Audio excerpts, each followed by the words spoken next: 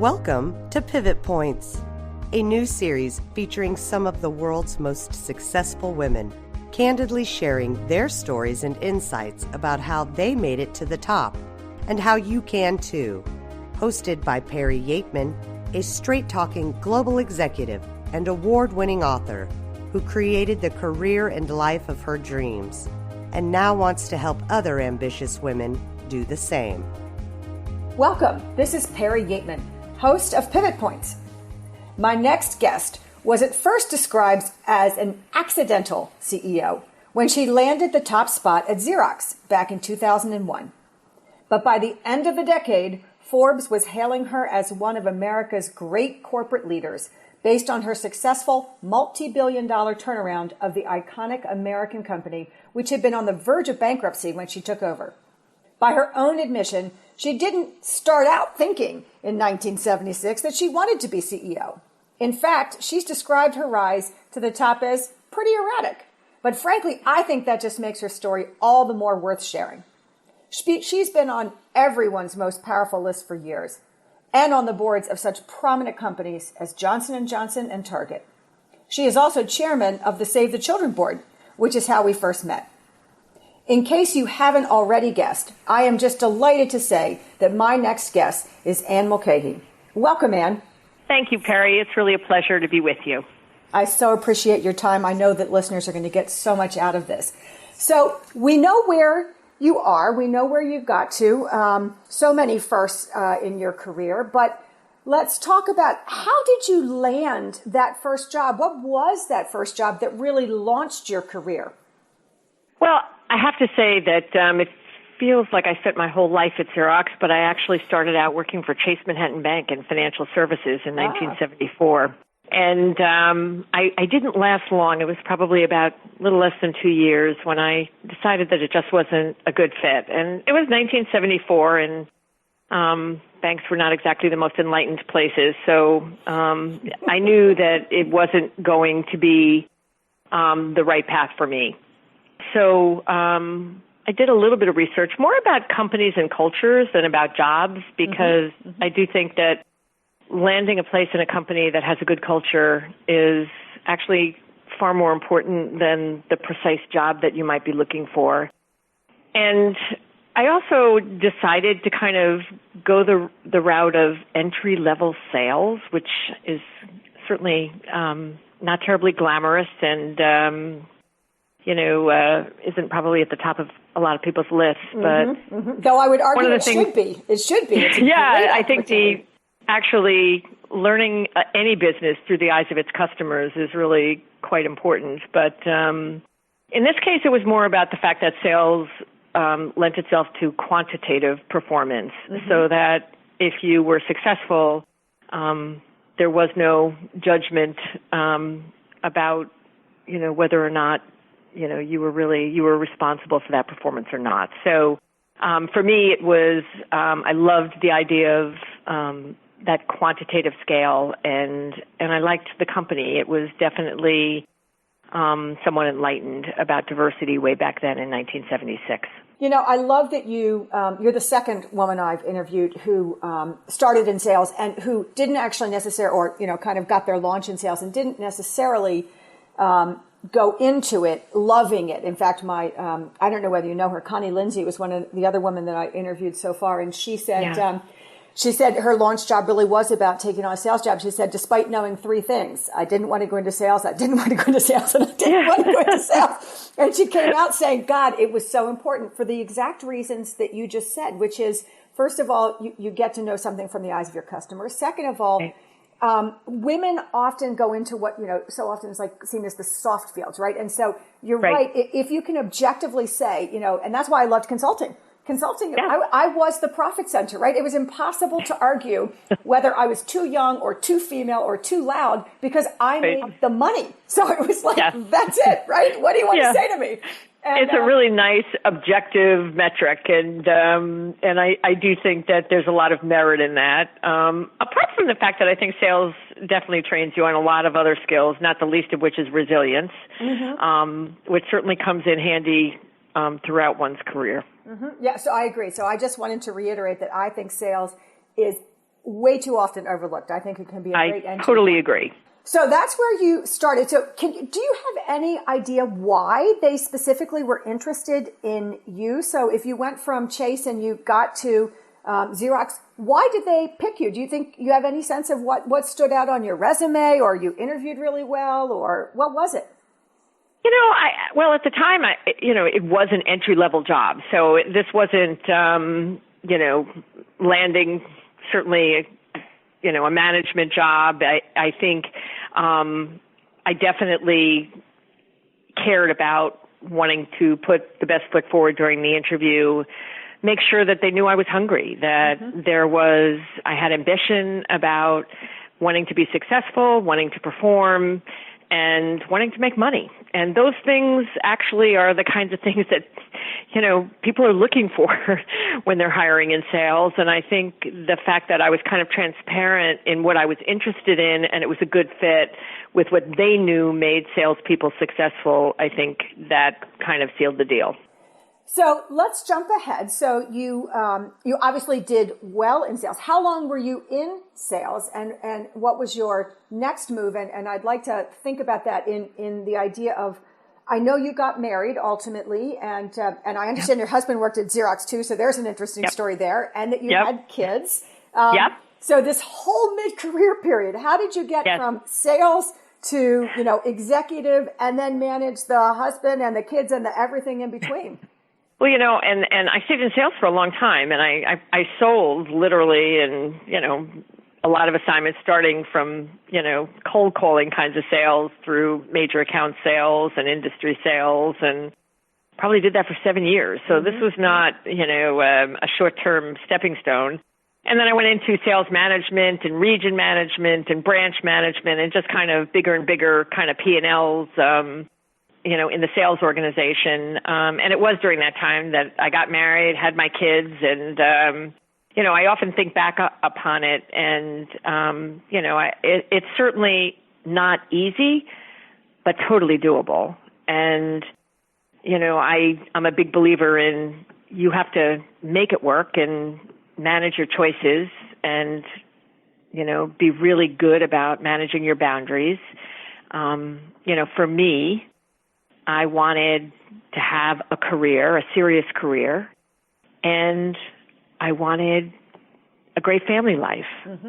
And that's where I spent my time. There wasn't a lot else going on in my life because, I wasn't doing Saturday night dinner parties or, lots of exotic vacations, or it was all work and all family. And those were my choices, and that's what made me happy. So it was something that I care deeply about it. And I've always been a really disciplined person about boundaries. And, even in the early days, if I was in town, I'm home for dinner. And that was just an important aspect of family life that I didn't want to miss. Certainly when I was CEO, I didn't have the same degree of, being at home as I did earlier in my career. But, I think this thing about work-life balance is really personal because everybody has a different definition of how that works for them. And I don't think we should expect companies to figure it out. I think this is one where you have to be, somewhat definitional about what's important to you, communicate it, and manage it.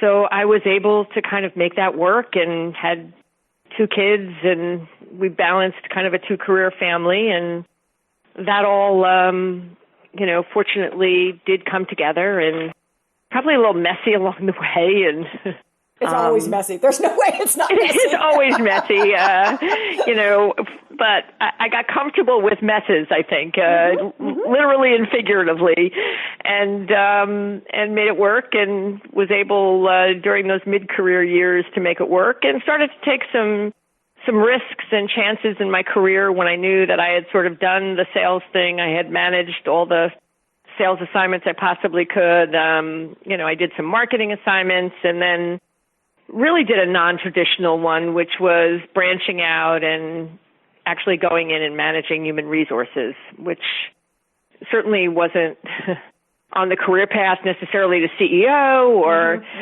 but something I was really interested in and I felt passionate about and thought was an important aspect of corporate culture and influence. And oftentimes I think human resources is undervalued. And I agree. I think people think of it as the place where great executives go to die. And you're like, are you kidding? You know, it's like, I mean, if talent... And unfortunately, that's what people do sometimes. And that's, you know, how it sometimes earns the reputation. But the fact is it should be one of the most important roles to be played in a company, and it should have extraordinary power and influence. And just like learning the business through the eyes of your customers, seeing the business through the eyes of your employees and how critical it is to keep them motivated and engaged was really important to me. So I went on and did that as well. You know, I made a lot of choices like that along the way, and I think rather than going after things that maybe were traditionally hierarchical, like that next step up, for me, it was more about things that were interesting and challenging and where I thought I could make a difference. So on your way up, fair or not, women are often more harshly scrutinized than their male peers. And I've heard a lot from listeners about how they're so happy that we're actually talking about this subject because they just don't know what to do with it and nobody puts it on the table. And we know we're scrutinized not only on performance, where I think that's completely fair, but it's on everything from looks to parenting.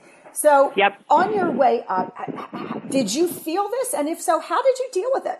Well, the answer is yes. I mean, I was in the workforce in the 70s, second half of the 70s and the 80s, and for sure it was there and maybe a lot more visible than it is today, although it's still there. I think it's just probably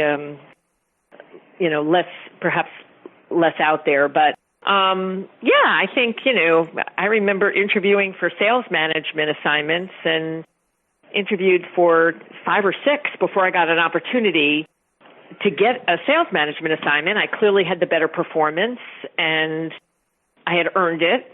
And yet, my male colleagues were getting the assignments that I was seeking. And I remember someone telling me once that I didn't get a job because my male colleague had a family, and therefore that was, something that was more important. I think, I must admit I was somewhat, thick-headed about it in the sense that, I perhaps get angry, but I didn't kind of get bitter about it. I just kind of would go for the next thing harder and tougher and expect, hopefully, that things would change. But, it was there, and some of it I ignored. The little stuff I ignored, the big stuff I would speak about. And I remember I was one of the founders of the, women's caucus at Xerox way back in 1980. And part of the reason was so that there would be a voice and a way to convey messages that wasn't just coming from individuals, but from a group of people that could be heard by the company. Yeah, it's funny. I felt kind of the same way. I mean, I raised my hand for Asia, and I didn't raise my hand. I went to Asia at 25, and then I went to Russia at like 28, and I ended up staying for 3 years. And honestly, it was because everybody said a 28-year-old American female who doesn't speak Russian has no shot at making that work. And I was just so determined to say, "Oh, you don't think I have a shot? Well, just let me prove you wrong." So. That's a great skill, by the way. That kind of transferring that perhaps rejection or lack of support into I'm going to work harder and better, and I will demonstrate. And I had a lot of that too in terms of knowing how much was on the line to perform, because that magnifying glass was extraordinary.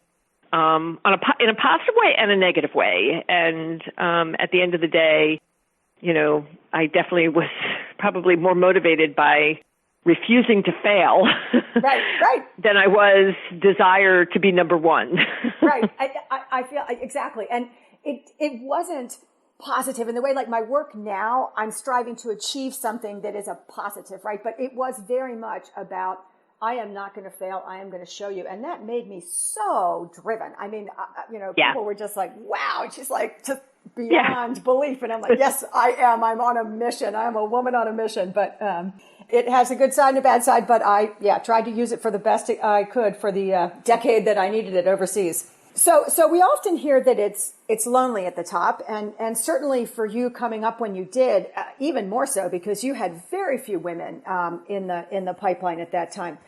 Yeah. How did you get support? What is your support system, and how did you create it and maintain it with everything else going on? I think that was one of my biggest challenges. I mean, at the time I was CEO, there were only 3 women CEOs in the Fortune 500, and it was Carly Fiorina, who was a competitor at Hewlett Packard. So that wasn't happening. And then Meg Whitman, who to this day I really, who wound up at the HP, but at the time was at eBay and, was terrific. But, we were not in a position where we could spend time together. She was on one coast and I was on the other. So that was a big miss for me, I think, to have no peers. But I've always felt like I've had, advocates and sponsors and supporters from, kind of non-traditional places. So they don't have to be people in your same position. They don't have to be people above you. I had colleagues who, to me, were trusted advisors, people that I really knew would tell me the truth, which is sometimes hard to get to, particularly when you're CEO. And people that really cared. I had incredibly supportive family, which is, so crucial to have that support system in place and know that, that's working for you and that's not a problem for you. And but it was definitely a loss. I often reflect there were 3 CEOs in geographic proximity to Xerox. And they were the heads of J&J and GE and IBM. And they had a breakfast meeting once a month. And I was never included in that. Oh. And I thought about it and said, and I'm not even sure it occurred to them, but how much that would have meant to me at the time to be included and to have had the benefit of talking to seasoned CEOs about issues and challenges that I could have benefited from their wisdom. And so I'd like to think that today that wouldn't be repeated, that there would be, kind of that invitation would be extended. But I definitely felt that absence and probably then looked for a support system in more non-traditional places. Do you think that there are any formal situations that would work today for a woman today? Obviously you must know many female CEOs today, and do they have? I mean, I know that like when I worked for Irene Rosenfeld, she definitely knew a lot of her fellow female CEOs, and they talked at each other's conferences. And I'm not saying they were best buds, but there definitely was connection and support of some degree. Do you? Oh, I think so. Yeah, I think that, critical mass is everything. And we all have learned that over time, that the answer is never 1 or 2.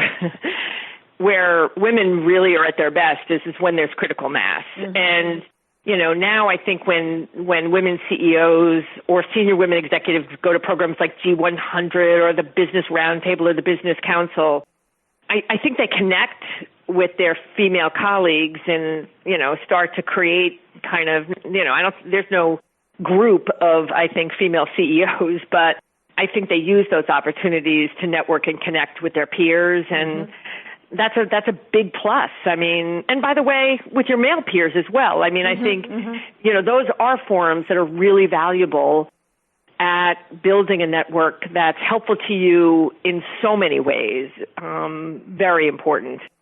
So, I always encourage CEOs to take advantage of that. I do programs for G100 for, up and coming people who are going to be CEOs, but I just did a program a few weeks ago for women executives. And so these companies send their women executives, and it's apart from a really rich business content, it's such an amazing networking opportunity. And it's so great for these women because their companies are investing in them for their development, but also understanding that the value of building a network of female peers. Mm-hmm. So, every woman on the way to the top, I know, has had to overcome some bad breaks or big failures or been on the receiving end of some, unacceptable behavior. Since it didn't derail your rise to the top, would you be willing to share one of the most difficult or outrageous things that happened to you, and how did you handle it? This is, clearly kind of, I'll keep it somewhat generic because... yes, understood. Yeah, but, I remember being in an executive position at a pretty high level, being promoted, and having someone who was going to work for me go to my boss at the time and say that they couldn't possibly work for me, that felt like a demotion for them, and that was unacceptable, and that they would need to have a workaround, and, they would need to report to my boss and kind of bypass the reporting relationship. So, all of us sit here and today and listen to this and say, well, of course, that's outrageous. And by the way, this person was a very high performing person. Mm-hmm. So, one of those valued, contributors, if you will. Yep. And I, when I was first confronted, assumed that, of course, my boss would do the right thing and clearly, make sure that was not the case. And I remember being called in and being told that this person was too valuable to lose, and therefore they were going to agree to that workaround, and I should make a big deal out of it. And I remember thinking at the time, what a statement, I want to right? run HR. That's what you started thinking at the time. Yeah. But everybody would know what happened. It was quite obvious. So it wasn't just about me personally. It was also permission mm-hmm. to actually behave that way and get away with it. Mm-hmm. I told the person that I really had to think about it because I wasn't sure that I could stay at the company under those circumstances. And, I went home and I thought about it and remember discussing it with some of the people that, I trusted. And, it was, do you walk from something on principle and, quite frankly, penalize yourself? Yeah. Or do you, stay, certainly make it clear what your thinking is and not throw away your career? And I obviously decided the latter, and I told the person that I worked for at the time, I said, I just want you to know that this is what they call a moment of truth, and you have failed. And I will do my job, and I won't discuss it again. And I did. And obviously, I think about it, and, I'm not sure how often that person thought about it, but I'm going to guess a bunch. And, I obviously went on to be CEO, so I don't think it was the wrong compromise to make. But it was one of the most painful, and it really was a real decision for me to actually stay in a company that I loved, but that really disappointed me with that particular decision. Mm-hmm. I feel it even today, how hard that would be. And I appreciate you sharing that, because I think that it is actually, well, not that scenario precisely, but the example that shares in broad context is exactly the kind of thing that women have to make choices about all the time in terms of, in principle, what do you do? And I think a lot of times what I did was similar. My rationale for myself was, I stayed in because I thought the only way to make this better eventually is if I get power and status and can make it not acceptable. Because if I leave, nothing is going to change at that company. They're going to miss me because, again, this was, a lot of my career was consulting, and it was very clear that I was a highly profitable, rainmaker, business bringer. So, I had inappropriate behavior in my direction, and I Yeah, I never quit. I Yep. I never did nothing, but I also never actually threw in the towel. Yep. And you do have to ask yourself those questions. But in the end, I think, the way my life turned out, the way my career turned out, I don't second guess. I think I made the best choice for me at the time and the best choice for the company. And at the end, I did get pretty senior, and I've had very high-powered women on my teams, and the world is changing too slowly, but it is changing. So absolutely. And I think part of the magic, if you're going to do that, is to be able to move on and not carry it with you, because I know a lot of people who carry that baggage with them, and it kind of impacts, the way they see the world and the way they see their careers and the motives they put behind people. And I think sometimes you just have to put things behind you and, try not to let it be the defining force in terms of how you think about a company or a career. Mm-hmm. So I have one question that it isn't directly tied to the story you just shared, but I am curious about it because when you stepped down, you got obviously to have a big say in who would come after you. And you picked Ursula Burns. And in picking her, not only do I think it was the first woman-to-woman transfer of a Fortune 500 female-to-female CEO, but she also then became the first Black woman to run a Fortune 500 or an S&P 100 company. What's the story behind that? Because it's very interesting. Well, she made it happen. I mean, she, and by the way, I always say that people focus on kind of that step before you become CEO and the decision that gets made when you appoint a CEO. But the real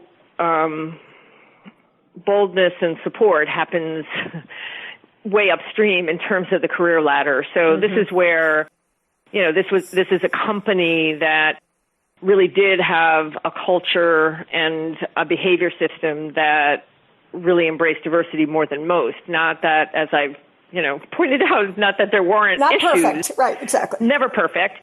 But I would say it's a company that has one of the best cultures and the most diverse executive teams ever. So I got to inherit a lot of diverse talent. So the opportunity was, to facilitate the best talent to become CEO. And Ursula was there and ready for that. And certainly she had my support, but she had my support because I put her in jobs that were really important and she performed. Exactly. And, for most women, I think where some of the barriers come in is that they don't get the right jobs. So it's really hard to give them the big jobs when you haven't had the right experiences. So, it was really an important, I was thrilled to be able to have Ursula succeed me, knowing that it was somewhat historical, which is kind of crazy when you think about it. The first time a female CEO was succeeded by a female CEO, because that was like 2009, and you would have hoped that that might have happened before then, or since then, by the way. Exactly. And, in any case, so it was definitely an honor for me.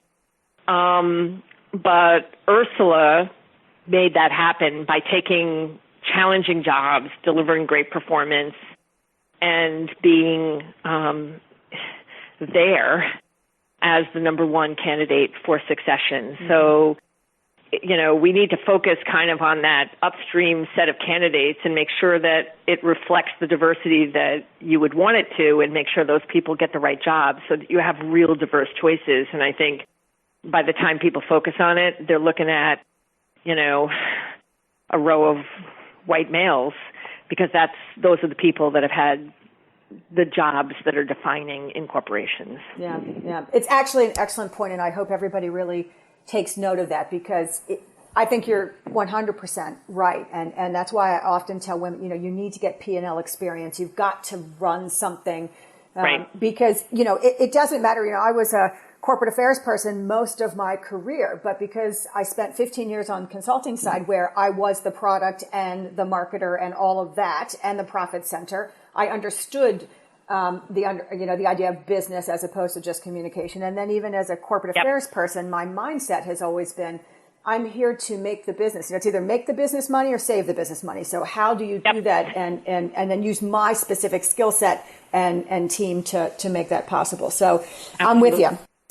Now let's get to the fun round. So these are just some questions that aren't directly related to career advice, but I think that they're interesting and they provide different types of insights to women. So the first one is, what one word would you use to describe your professional path so far and why? So my first thought is unpredictable, but I probably wouldn't say that. I'd say opportunistic. Okay. And I do think opportunistic is a better description because that's kind of what I'm always looking for. It's that opportunity to feel passionate about doing something and knowing that I can make a contribution. Mm-hmm. Well, and that's great because when you have passion, you have a much better chance of actually being excellent. So no question. Yeah. Who does inspire you or who has inspired you? I have to say that I get most of my inspiration from the people that work for me. Mm-hmm. And I certainly did during my time as CEO of Xerox. When you see what people are capable of in really tough circumstances, when they feel that they're valued and that they're having impact, I find it to be the most inspiring thing ever. And I have to say, it is my most significant source of inspiration is to see people who are, definitely engaged and motivated and inspired to do great work. Mm-hmm. I couldn't agree more. In fact, that's the only downside to doing what I do today. I miss the team because I love. Yeah, me too. By the way, yeah, no, it is. That's a big loss. Yeah, it is. And it's not because they did things; it's because they actually, as an extrovert as well, they energize me every day. Yeah, no, it is. It's so fulfilling to watch people, be better than they think they can be, and doing great work. It really is what made my job just a joy every day. Agreed. So if you could have a superpower roundtable with 3 women, alive or not, who would they be and why? I'd probably start out with Hillary Clinton. And I was a Hillary supporter. So, but I think her experience and what she's been through and what she's learned, I think she has so much to share. Mm-hmm. I think it's kind of sad. I'm not sure where she's going to share it now. But in any case, I'd certainly love to be a beneficiary of all of her lessons learned and see what she passes on to other women. Mm-hmm. I think Angela Merkel is one of the more amazing women leaders these days. Mm-hmm. Agreed. And just chose 2 politicians, which is very unusual for me. But having said that, she is in such an extraordinary position. She is the most influential person, in Europe, and I think has done an extraordinary blend of political savvy and also great humanitarian leadership. I have so much respect for her. Mm-hmm. And I think she's one of these people who does the right thing despite what the political risk is, which is really unusual these days. Mm-hmm. And maybe finally Katharine Graham, who ran the Washington Post, who, if you've ever read her biography, I find it I love be one of the most inspiring books ever. But you want to talk about challenges and really developing into just a world-class leader and just an amazing woman. She'd probably be my third. Mm-hmm. Excellent. Well, that would be a group I would love. Yeah, me too. If you get them together, just let me know. I'd be happy to be a mouse in the corner sometime. Yeah. Very interesting. So what are you most looking forward to now? What is ahead? What is your next chapter going to be about? Well, it has been about, I kind of would capture it by a little bit of pay it forward. I feel so fortunate that I had this business career, which certainly I worked hard for, but it's also, it's a lot of good fortune. And nobody should be confused about that. Great people get caught in tough situations and don't get to experience sometimes the the wonderful opportunities that I got to experience as leading a company. And so, so for me, it is all, chairing Save the Children has been a huge passion, and particularly a focus on women and girls, which I know you've interviewed Carolyn Miles, the CEO of Save the Children, and she and I are kind of partners in that venture to really focus on the progress that women and girls make in the next 10 years in the developing world. So big effort there.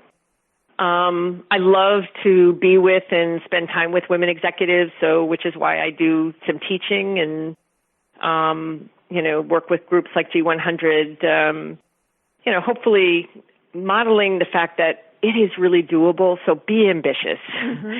Go for that role because, I think we need more women who are more ambitious for those senior roles.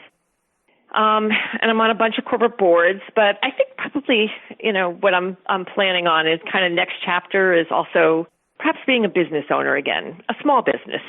Oh, fun. Not a big business, but something that I can focus on and build into a better business and kind of see the other side of that equation, which really is the small private business versus the big public business. And so, but that's something that's right now more aspirational than a reality, but something I'd love to have happen. Oh, excellent. Well, I'll be looking out to see what kind of business that might become. Yeah. So we're moving towards the end, and so I just wanted to give you a chance. Is there any question that I haven't asked you that you would have wanted me to ask? Well, the one thing that I get asked a lot, and it's kind of an important question for me because it is what, we all talk so much about leadership profiles and qualities and we talk about attributes, what people's strengths are and what they need to be great leaders. And I've given it a lot of thought, and my answer to that question has changed over time and with experience. And I've come to a place where I think the most important attribute for leadership is self-awareness. Oh, I love that answer. And it's just because it is the difference between great leaders and average leaders or people that actually fall out of the system. And by self-awareness, I mean, importantly, knowing your strengths and being bold enough to build on them and be courageous with them. And more importantly, knowing your weaknesses. And I'm not a big believer in that we can develop out of our weaknesses. I think they are what they are for most of us. And that actually it's the self-awareness that makes you effective, knowing what you don't do well so you can, respect those skills in others and build them around you and compensate for them makes all the difference. So I've really come to the place where I think this self-awareness gene is probably the one that I think is the most critical. No one has said that yet, but I love that. And I do agree with you that I think fundamentally the same reason, that I think diversity is so important in terms of people, I think maybe because I spent a lot of my career overseas, I don't know, but I grew up, I was always the only woman at the table, and I was frequently the only American at the table. And you spend a lot of time, therefore, in your own head, traveling a lot and whatever. And I found that I got to know myself very well. And as you said, definite strengths, definite weaknesses. And what was interesting is that people would look at who I would hire. And they were almost nothing like me. And people would say, how can you work with them? How do they work for you? And I said, well, can you imagine 10 Perry Yeatmans in a room? I mean, who would want that, right? I mean, it's just like, that is not the most effective situation. And so I would figure out who is it that was really great and who would temper me, and then do exactly what you said, which is I tried to create the kind of environment where somebody could tell me, Perry, I think that is the dumbest idea I have ever heard. Like, what are you thinking? And that's the gift. That's the gift, absolutely. That you treasure those people that think differently and have a different perspective and can give you that kind of feedback. Agreed. Okay, our last question. And you can pick either one or you can answer both if you want. But the question is, if you could do it all again, what advice would you give your younger self? Or what's the best piece of career advice you ever received? So, it's interesting, but it's a good question.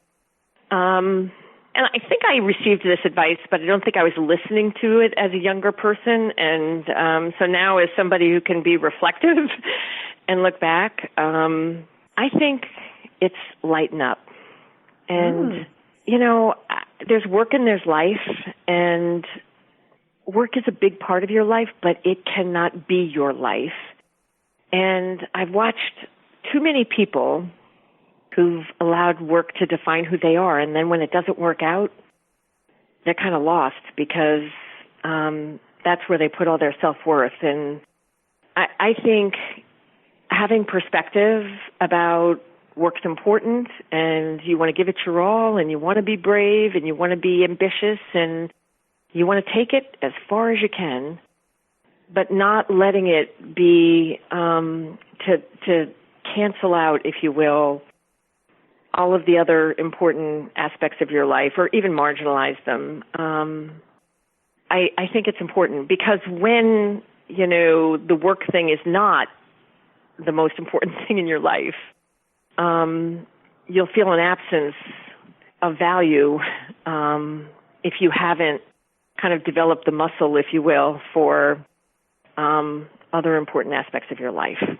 Well, I don't think we could end on a better statement for a program that is designed to provide insights and inspiration for women to have the careers and lives of their dreams, because that's exactly what we're going for. And this has been so wonderful. I thank you so much for your time. I know listeners are going to get a lot out of this. Wonderful. Well, it was a pleasure, Perry. Take care, and Happy New Year to you. Thank you. You too.